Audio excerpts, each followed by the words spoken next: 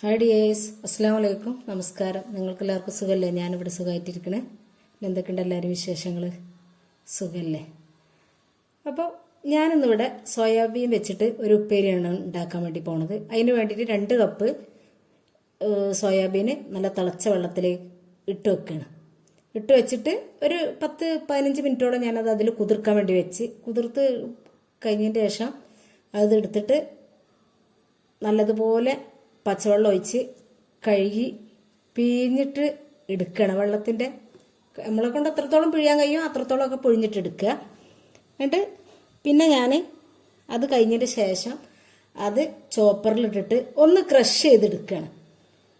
മിക്സിൻ്റെ ജാറിലായാലും ചെറിയ ജാറിലായാലും മതി.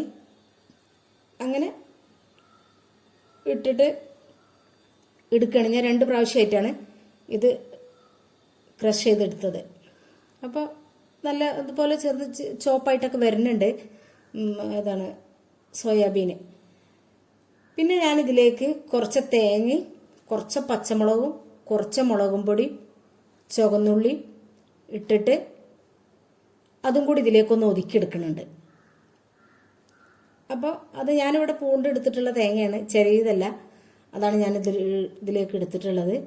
അപ്പോൾ അത് ഇനി തേങ്ങ കൂട്ടണം എന്നുണ്ടെങ്കിൽ നമുക്ക് കൂട്ടി കൊടുക്കട്ടെ. ഓരോരുത്തരുടെ അളവ് സാധനത്തിനനുസരിച്ച് എരിവിനും ഇതിനൊക്കെ വേണ്ടത് എത്രയാണോ വേണ്ടത് അതിനനുസരിച്ച് എരിവും പിന്നെ കുറക്കണമെങ്കിൽ കുറക്കുക, കൂട്ടണമെങ്കിൽ കൂട്ടുക ഒക്കെ ചെയ്യാം. അപ്പോൾ അതും കൂടി ഇതിലേക്ക് ആവശ്യമുണ്ട്. അപ്പോൾ ഞാൻ ഈ സോയാബീൻ ക്രഷ് ചെയ്ത് എടുത്തിട്ട് ഇതേ രൂപത്തിലാണ് അത് കിട്ടിയിട്ടുള്ളത്.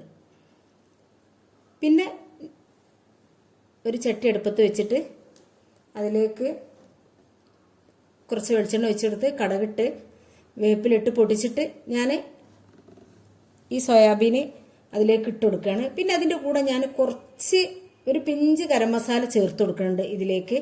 അപ്പോൾ അത് ഓപ്ഷണലാണ്. അപ്പോൾ ഞാൻ സാധാരണ നമ്മൾ സോയാബീൻ ഒരു വെജിറ്റബിൾ ആണെങ്കിലും പിന്നെ ബിരിയാണിയൊക്കെ വെക്കുമ്പോൾ ചേർത്ത് കൊടുക്കണമല്ലേ. അപ്പോൾ അതുകൊണ്ടാണ് ഞാനതിൽ ഗരം മസാല ചേർത്ത് കൊടുത്തത്. അത് തികച്ചും ഓപ്ഷണലാണ്. നിങ്ങൾക്ക് സ്കിപ്പ് ചെയ്യണമെങ്കിൽ സ്കിപ്പ് ചെയ്യുക, ഇനി ചേർക്കണമെങ്കിൽ ചേർത്ത് കൊടുക്കട്ടോ. അപ്പോൾ അത് ഇട്ടിട്ട് പിന്നെ അതിലേക്ക് സോയാബീന് ഇപ്പം ഞാൻ വെളിച്ചെണ്ണയും കടകൊക്കെ ഇട്ട് വേപ്പിലൊക്കെ ഇട്ട് പൊട്ടിച്ചതിന് ശേഷം പിന്നെ അതിലേക്ക് പാകത്തിന് ഉപ്പിട്ടെടുത്ത് കുറച്ച് മഞ്ഞൾപ്പൊടി അതും ചേർത്ത് കൊടുക്കുകയാണ്. അതും ചേർത്ത് കൊടുക്കിയിട്ട് നല്ലതുപോലെ ഇളക്കി യോജിപ്പിച്ചതിന് ശേഷം പിന്നെ ഞാൻ ആ ചതച്ച് വെച്ച തേങ്ങ അതിലേക്ക് ചേർത്ത് കൊടുക്കുകയാണ്. അപ്പോൾ അതൊരു കളറിന് ഭംഗിക്ക് വേണ്ടിയിട്ടാണ് ഞാൻ അതിൽ മുളകും പൊടി കുറച്ച് ചേർത്ത് കൊടുത്തത് കേട്ടോ.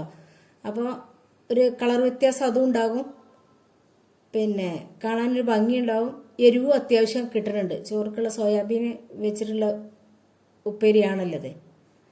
അപ്പോൾ ഒരു മീറ്റിൻ്റെ ഒക്കെ ഒരു ടേസ്റ്റ് കിട്ടാൻ വേണ്ടിയിട്ടാണല്ലോ നമ്മൾ സാധാരണ അത് ചേർത്ത് കൊടുക്കൽ. അപ്പോൾ ഇങ്ങനെ കൂടുതൽ വേവൊന്നുമില്ല എങ്കിലും അടച്ച് 1-2 പ്രാവശ്യം അടച്ച് വെച്ച് ഒന്ന് ഇളക്കി ഇട്ടെടുക്കുകയാണ്. പിന്നെ ഇതിലേക്കൊരു കുറച്ച് 2-3 സ്പൂൺ വെള്ളം ഞാൻ ഇതിൽ ഒഴിച്ചു കൊടുത്തിട്ടുണ്ട്. ഒഴിച്ച് വെച്ചുകൊണ്ടാണ് ഞാൻ പിന്നെ ഇതിന് ഇളക്കിയൊക്കെ എടുത്തിട്ടുള്ളത്. അപ്പം നിങ്ങൾക്ക് എൻ്റെ വീഡിയോ ഇഷ്ടപ്പെട്ടാൽ ഒരു ലൈക്ക് ഒന്ന് സപ്പോർട്ട് ചെയ്യാൻ മറക്കരുത്. സബ്സ്ക്രൈബ് ചെയ്യാതെ ആരെങ്കിലും കാണുന്നുണ്ടെങ്കിൽ പ്ലീസ് ഒന്ന് സബ്സ്ക്രൈബ് ചെയ്തും കൂടി സപ്പോർട്ട് ചെയ്യണം. വീഡിയോ നിങ്ങൾക്ക് ഇഷ്ടപ്പെടുകയാണെന്നുണ്ടെങ്കിൽ ഫ്രണ്ട്സിനും ഫാമിലിക്കൊക്കെ ഒന്ന് ഷെയർ ചെയ്ത് കൊടുക്കണം. അപ്പോൾ വീട്ടിൽ കുറച്ച് പണിക്കാരുള്ളത് കാരണമാണ് വീഡിയോ 3-4 ദിവസമായിട്ട് ഇടാഞ്ഞത്.